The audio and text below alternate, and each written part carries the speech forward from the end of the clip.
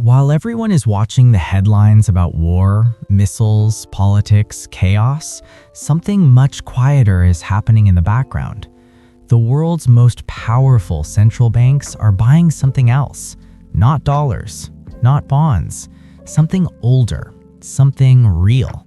So the question is, do they know something we don't? Because if they do and we ignore it, the cost won't be small. It will show up slowly, quietly in your daily life, in your savings, in your future. For decades, people believed one simple idea. If you want safety, you hold US dollars. It became the global habit. Countries traded in dollars. Banks stored dollars. People trusted the dollar like it was unbreakable. And to be fair, for a long time, it worked. The dollar was strong, stable, reliable. But here's the problem. The world is changing, and most people didn't get the update.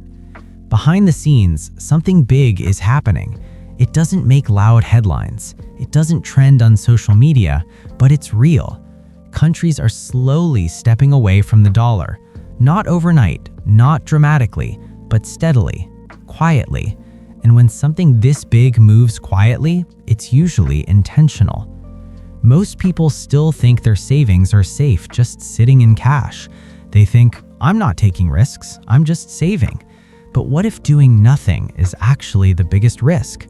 Because in today's world, saving money is no longer the same as protecting money. And that's where the deeper struggle begins.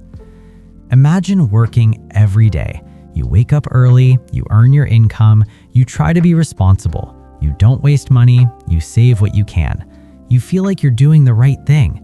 But then slowly, things start changing.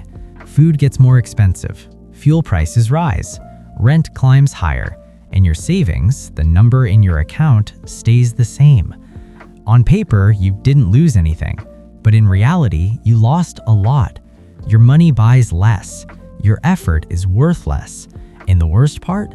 It happens so slowly that you barely notice until it's too late. This is how wealth disappears quietly, not through a crash, but through erosion. Now zoom out and look at what countries are doing, because countries don't think emotionally, they think strategically. Over the past few years, major economies have been reducing their dependence on the US dollar. Countries like China and Russia are cutting back on US debt. Instead of holding dollars, they are increasing their reserves in gold. Physical gold, not digital numbers, not promises, real tangible assets. Why? Because gold cannot be printed. It cannot be inflated away. It has survived every currency system in history. And when uncertainty rises, when trust in paper money weakens, gold becomes attractive again. This isn't theory, this is action. And action tells the truth far more than words ever will. Let's make it simple. Imagine two people. The first person works hard and saves money in cash. They believe they are being safe. The second person also works hard, but instead of just saving, they start paying attention. They notice inflation rising. They see central banks buying gold. They understand that money can lose value. So they make a shift. They put part of their money into assets, maybe gold, maybe land, maybe a small business, maybe skills that can generate income. Years pass. The first person still has money in the bank, but everything is more expensive now. Their lifestyle quietly shrinks. The second person, their assets rise with inflation. Their income grows. Their purchasing power stays strong or even increases. Same effort, different outcome. This is the moment where most people wake up. Not when they hear the news, but when they feel the pressure in their own life. That's the realization. Money is not just about saving. It's about preserving value. And value is under attack, especially during times of crisis. So what do? You stop focusing only on what people say and start watching what money does. Because money doesn't lie. If central banks are buying gold, there's a reason. If countries are reducing dollar exposure, there's a reason. You don't need to panic, but you do need to pay attention. The first shift is mental. You move from a saving mindset to a protection mindset. Because in a high inflation world, saving alone is not enough. It's like trying to hold water in your hands. The tighter you grip, the more slips away. So instead of just holding money, you start placing it into things that hold value. Assets that cannot be created out of thin air.